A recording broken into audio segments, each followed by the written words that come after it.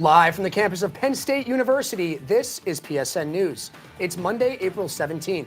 We have all you need to know about changes in local public policy and incoming programs to Center County. We also have more on the reinstatement of state-level lawmakers and increased federal funding of environmental efforts, along with weather, sports, and entertainment. Stay tuned.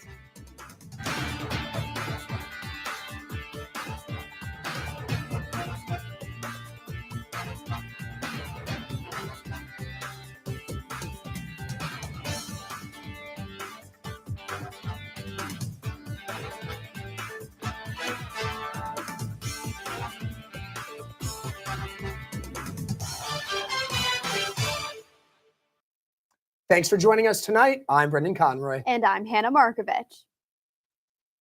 State College police are searching for a suspect today from an aggravated assault that recently took place outside of Lion's Den on South Gardner Street. Police report a college-aged man was assaulted at around 2 a.m. Although there were no weapons involved in the incident, the man suffered multiple injuries to the head and face. He was rushed to Mount Nittany Medical Center after being unconscious when the police arrived. No charges have been filed yet, as the investigation is still ongoing. Anyone with information is encouraged to contact the State College Police Department. The State College Borough Council announced a commitment to move forward in purchasing 80% of its electrical power. In their meeting held last Monday, the council's decision came as part of the solar power purchase agreement. The remaining 20% will be provided by solar installations as a part of the Pew Street garage. At a previous meeting in March, an amendment was proposed to move a 90% purchasing commitment, but it ultimately failed. 80% commitment was the final number.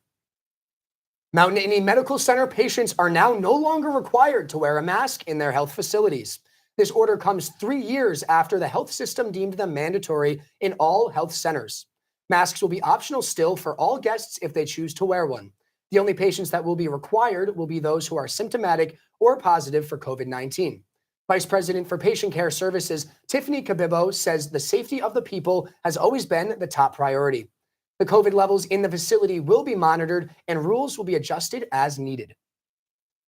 Center County is seeking applicants for a program available for older adults. The Elder Cottage Housing Opportunity, or ECHO, provides affordable and independent housing while being close to family support. The program is supported by a grant from the Pennsylvania Housing Finance Agency. It is intended for older residents who need assistance but do not necessarily need a nursing home or senior living community. The living space is about half the length of a single wide mobile home, and the occupancy can be for 1 or 2 people. The manufactured cottage will be ready for use in about a month or 2. Ideally, someone will be using it by the end of the summer. Starting the week off with a dip in temperatures, what can students expect to see when walking to class this week? Our own Hannah George with Campus Weather Service has more details on what to expect in tonight's weather report. Take a look.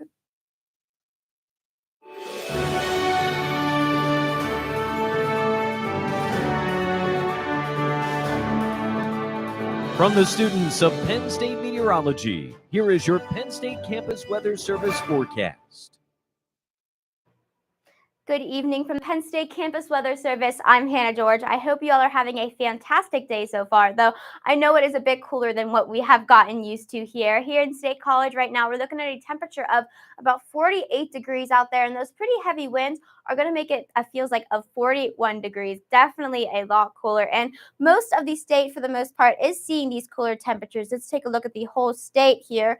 You can see that places like Erie are actually at only 40 degrees, definitely a departure from average. And you can see some places more in that southeastern part of the state, they're sticking in the 60s. Harrisburg, Philly actually in the upper 60s, but Pittsburgh, Franklin, these places that we usually see a bit warmer in the 40s, definitely cooler. And let's look at how much cooler than average we see this time of year in April. You can see Pittsburgh in the teens there with a 13-degree departure from average in the decreasing way of things. Some of those southeastern places I mentioned, a little bit of an increase actually. You see Harrisburg, Philadelphia, they're seeing a 3-degree increase from average, but still cooler than what we have seen this weekend and these last days of April. You can see here over the last 24 hours, look at that. Bradford, they have seen a 39-degree decrease in the last 24 hours. That is a huge number, and you can see the cooling trend going across just state. Even though Philly, they're warmer, Harrisburg, they're warmer, still they've seen a hefty decrease in the last 24 hours. It definitely shows, and you can definitely feel it out there.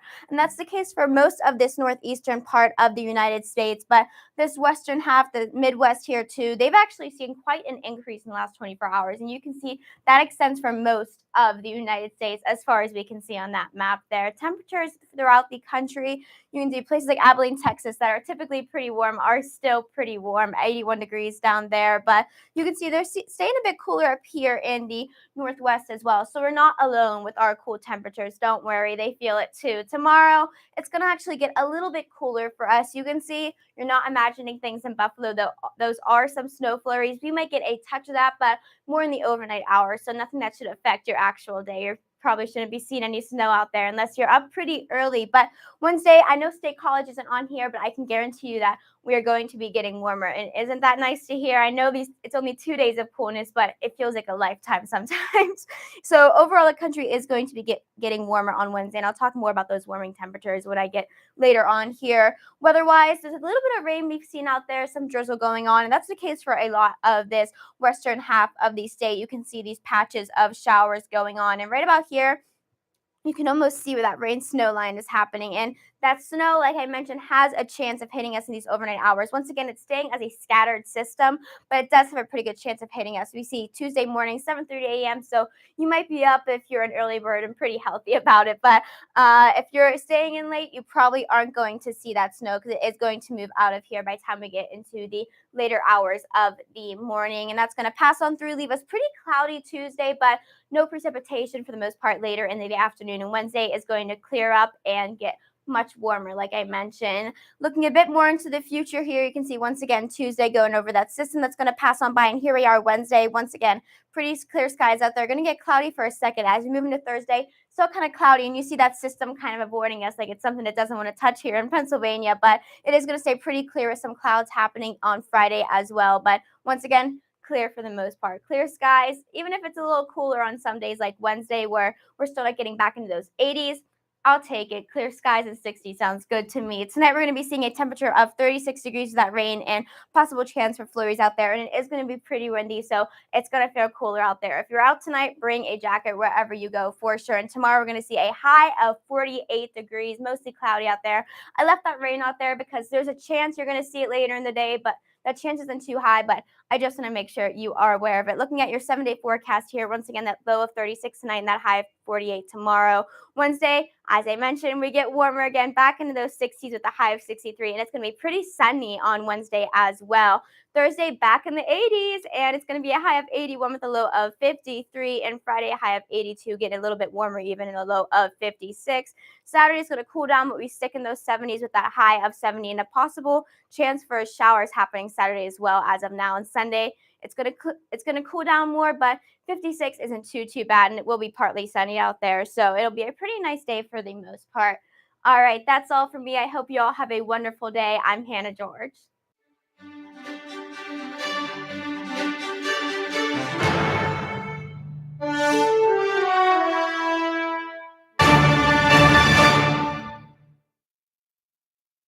Welcome back to PSN News. I'm Joseph Dorman with your sports update. Penn State softball wrapped up their series with Rutgers University yesterday. The 3-game series started on Friday here in Happy Valley, and Penn State swept across the board. They beat Rutgers with a combined score of 12-3 going through the weekend. First baseman Lexi Black had a remarkable series, scoring 1 run in both of the first 2 games and 2 in Sunday's bout. Softball team stays in University Park to face Bucknell this Tuesday at 6 p.m. In other local news, with a record of 24-3 and a perfect conference record of 10-0, men's volleyball has been tearing up the court so far this season. The Nittany Lions have been on a 6-game win streak, only losing a single set in their game last Saturday against Charleston. Leading the team in points and points per set is Cal Fisher. Fisher showed up in the last 3 games with a combined total of 25 kills and averaging 1 ace per game. The Blue and White will now host the Eastern Intercollegiate Volleyball Association tournament this upcoming weekend at Rec Hall as a top seed. On the national stage, the NBA playoffs kicked off last weekend, and the first 6 games of the first round wrapped up last night. At first, we saw the Sixers get the early start over the Nets. The Celtics got their win over the Hawks, and the Knicks edged out over the Cavaliers. The Kings also earned their first playoff win since 2006 over the reigning champion Warriors. The playoffs also saw the Lakers win against the Grizzlies and the Heat over the Bucks. The Clippers also gained a win against the Suns as well as the Nuggets over the Timberwolves. The playoffs will continue the rest of the week to crown the next NBA champion. That's all for your sports update. After the break, Carly Knowlton has the latest entertainments from the latest updates from the entertainment world. Stay tuned. Hey everybody, thank you for tuning into this edition of Penn State Sports Night.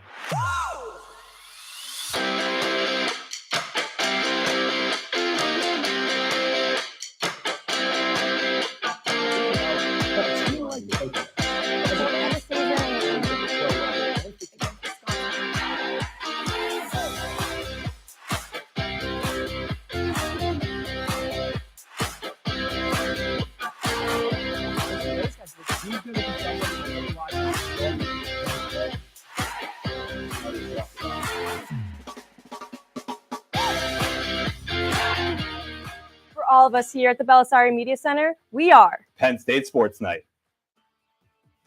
Live from the campus of Penn State University, this is PSN News. Penn State Network News is a student-produced, bi-weekly live news show featuring all student talent. From local and national news to sports, entertainment, weather, and live interviews, we have it all.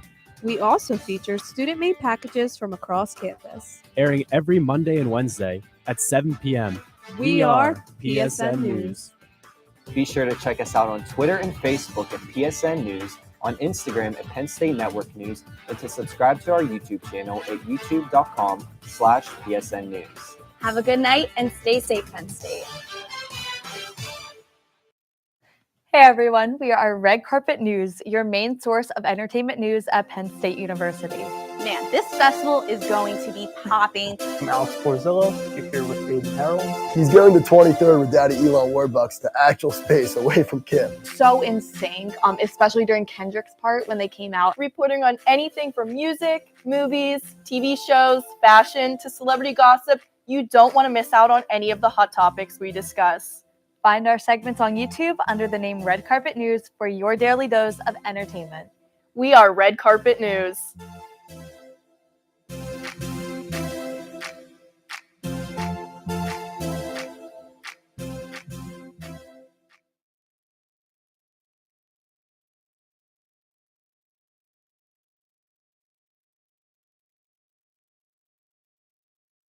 The name Red Carpet News for your daily dose of entertainment.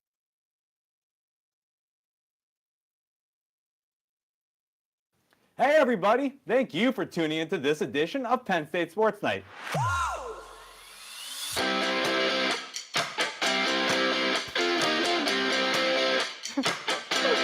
Wasn't it on the to the right hand side?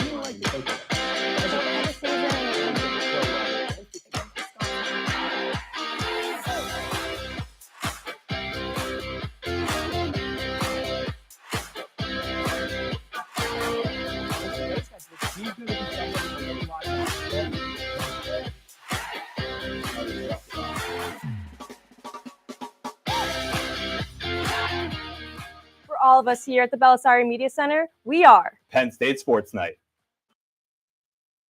Welcome back to PSN News. I'm Carly Knowlton with your entertainment update. The National Association of Black Accountants, NABA, hosted its 15th annual fashion show, Experience the Evolution, at 7:30 last Thursday night. Admission was free at the Bryce Jordan Center. Attendees were encouraged to dress up in 90s and 2000s trends to fully experience the night full of music, fashion, and entertainment. Comedian Funny Bill Quill hosted the show. DJ Richter also made sure to perform throughout the night. Sue Jackson and Lori Rose are two Penn State moms who bring out their chairs on Old Main Lawn to give advice to students who are away from home. The duo brings along baked goods and dogs. Jackson and Rose are not only both mothers, but are also friends from church. The moms heard about a local ministry group that had a one-night Ask a Mom table at a conference and felt inspired to start their own in the spring of 2022. They only take a break in the coldest part of winter. Rose brings the dog and Sue bakes the cookies. They both agreed that their favorite kind of advice is to give advice that ends up with results. One of the popular questions they get is how to heal a strained relationship with their moms. Rose said that she felt bad for the girls who don't have a grown woman to talk to, and that students need a mother figure to talk to, even if it's not their own mom. The Coachella Valley Music and Arts Festival in Indio, California, just concluded its weekend with Bad Bunny, Blackpink, and Frank Ocean as the headliners. Other artists included the Kid Laroi, Metro Boomin, Calvin Harris, and Suicide Boys. The first Coachella was held back in 1999. This is now its 23rd year. Attendance has more than doubled in size, with numbers over 250,000 in recent years. It is now one of the most popular and influential music festivals in the world. That is all for your entertainment update. After the break, interview anchor Paloma Frunt will be speaking with Katarina Schief and Corey Lindy, executives from the Panhellenic Council and Interfraternity Council at Penn State. Stay tuned. Ready, mics? 3, 2, fade in on 2, mic and cue. This is Nittany Talk.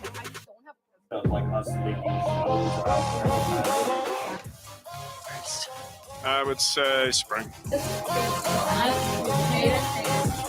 Close down. And he knew that. How do you say I know.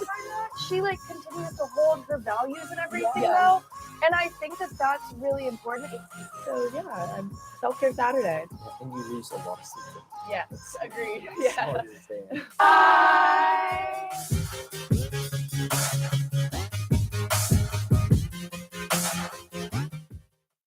Hey everyone, welcome to Culture Central. My name is Jaden Stewart, What's good, everybody? My name is Eric Pichardo, and we are your hosts creators and executive producers of Culture Central.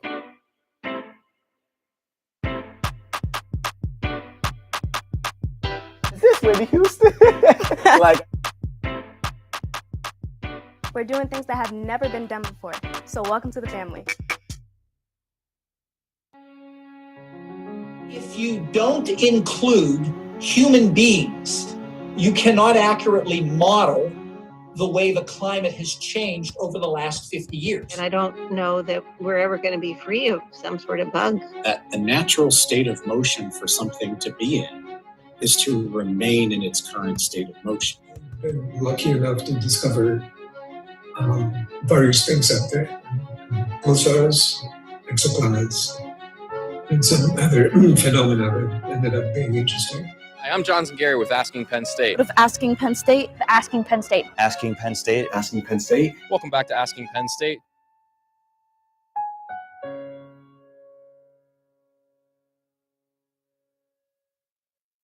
Welcome back to PSN News. I'm Paloma Frunt, and with me tonight I have Katarina Schiff, the Vice President of Panhellenic Council, and Corey Linden, the Vice President of Community Relations for the Interfraternity Council here at Penn State. Katarina and Corey, thank you so much for coming here tonight. Thank you for having us. Thanks for having us. So tell me a little bit about what are your roles? So my primary role at Greek Week is to promote cross-council and cross-chapter collaboration, getting all 4 representatives of all 4 councils to just communicate and plan and execute these events that we have planned this week.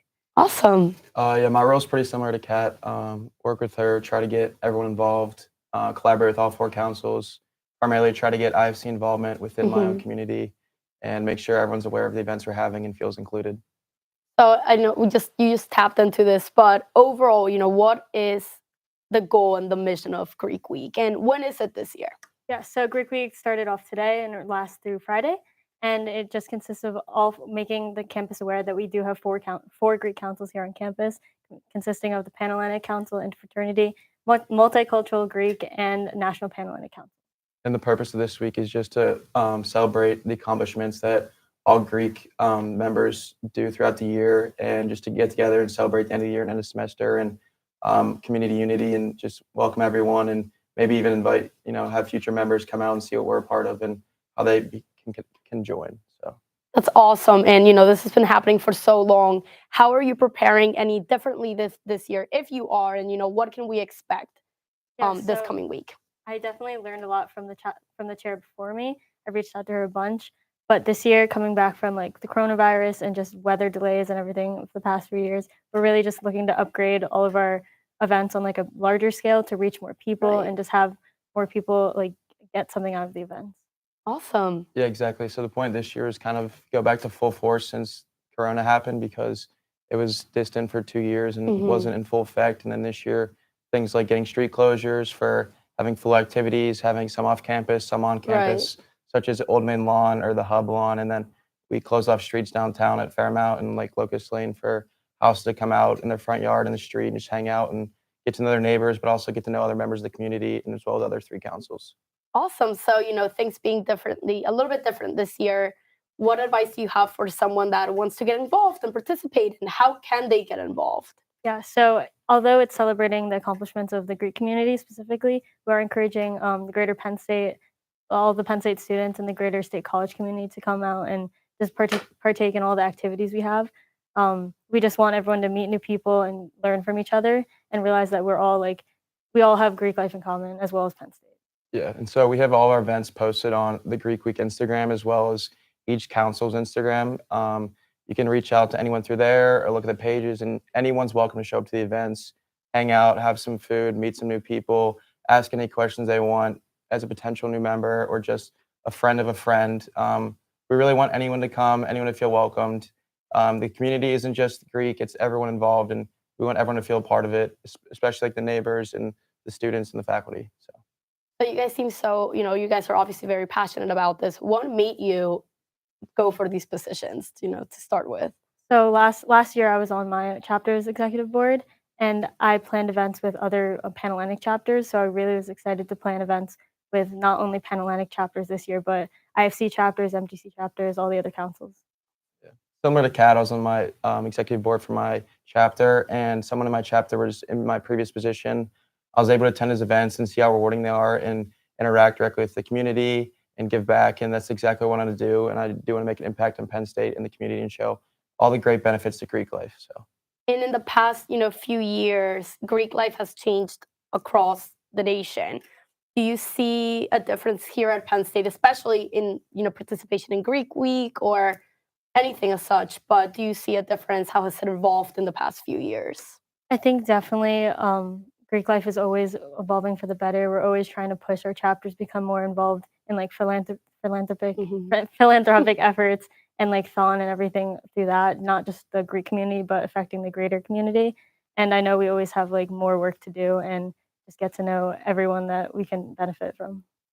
Yeah, and I think this has allowed us a positive incline to have everyone informed, work together, and be united because we're all here for one reason, because we like supporting the Greek community and we want to show obviously the good things, and there's so many things that we can do to help each other while we're here than just inside our chapters, but outside, and we can leave a better mark for the university. And so I think there's been definitely a great strong positive incline with the Greek community here and not just around the country. So I love that. And how long have you guys had these positions for?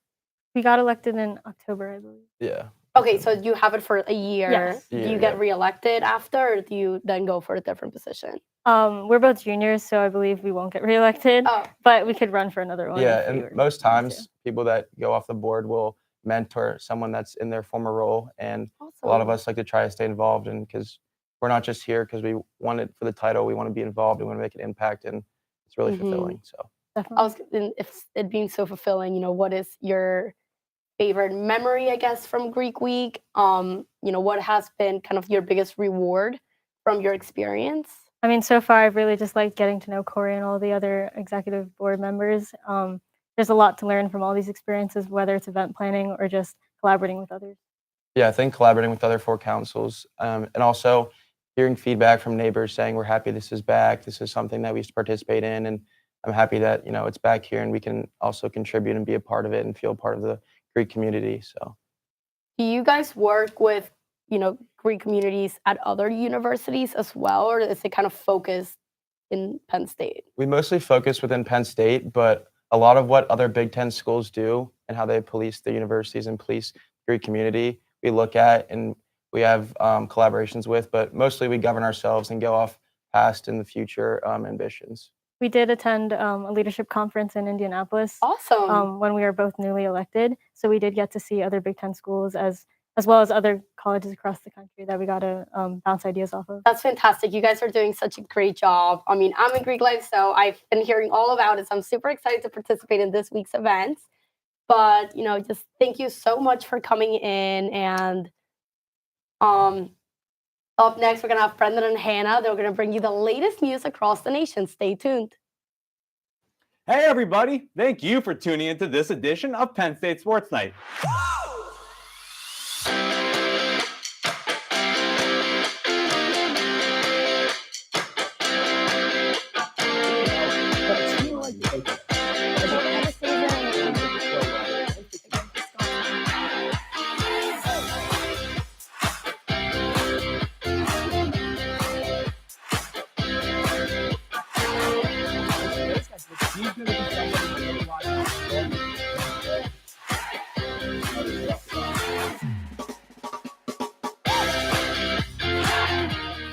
For all of us here at the Belisari Media Center, we are Penn State Sports Night. Live from the campus of Penn State University, this is PSN News. Penn State Network News is a student-produced, bi-weekly live news show featuring all student talent. From local and national news to sports, entertainment, weather, and live interviews, we have it all. We also feature student-made packages from across campus. Airing every Monday and Wednesday at 7 p.m. We are PSN News. Be sure to check us out on Twitter and Facebook at PSN News, on Instagram at Penn State Network News, and to subscribe to our YouTube channel at youtube.com/PSN News. Have a good night and stay safe, Penn State. Hey everyone, we are Red Carpet News, your main source of entertainment news at Penn State University. Man, this festival is going to be popping. I'm Alex Porzillo, here with Aiden Harold. He's going to 23rd with Daddy Elon Warbucks to actual space away from Kim. So in sync, especially during Kendrick's part when they came out. Reporting on anything from music, movies, TV shows, fashion, to celebrity gossip. You don't want to miss out on any of the hot topics we discuss. Find our segments on YouTube under the name Red Carpet News for your daily dose of entertainment. We are Red Carpet News.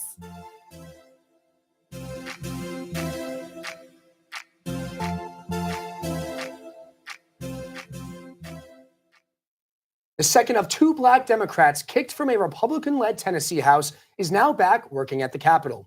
Representative Justin Pearson's reinstatement came just a week after his expulsion from the House for his participation in a gun control protest. This propelled him and the other representative into the nation's spotlight. After being sworn in, Pearson promised in a speech outside the Capitol a new building built on a foundation of love. He then walked into the House chamber and mouthed, "This is our house," as he circled around the floor. Pearson's debates and protests sparked attention from lawmakers and pushed for legislation surrounding diverse topics. The decision to originally remove Pearson drew accusations of racism, but Republican leadership denied that that was a factor. This recent spark put a new light on democracy, and other Republicans have avoided commenting on the matter. The judge leading the sentencing of the Parkland massacre gunman has been removed from another death penalty murder case by the Florida Supreme Court. The court agreed Judge Elizabeth Shearer showed unfair sympathy for prosecutors in the Parkland shooting case. She is no longer permitted to oversee any post-conviction proceedings for Randy Tunador, who was sentenced to death for the 2019 murder of his Broward County landlord. After the sentencing of Cruz, Judge Shearer was seen exchanging hugs with the victims' families and members of the prosecution team. The United States Environmental Protection Agency announced their upcoming investment plans of $177 million to create 17 technical assistance centers around the country. The aim will be to help environmental justice organizations apply for federal funds. This will give better training on how to navigate the complex federal grant-making process and help communities prevent the barriers to access that they are used to facing. EPA Administrator Michael Regan stated, quote, "We know that so many communities across the nation have the solutions to the environmental challenges they face. Today, we're taking another step to break down these barriers." End quote. More details of the funding will be announced within the next few months. A rapid snowmelt has unleashed flooding from the southwest to the Rockies, causing residents to evacuate or stock up on sandbags amid surging creeks and rivers. In New Mexico, emergency crews rescued people from at least 2 vehicles from high water. There are no immediate reports of any deaths or serious injuries. A flood warning is in effect for communities along the Yemes River into this week. In Flagstaff, Arizona, neighbors on one street have been working side by side with shovels to stave off floodwaters to protect their homes.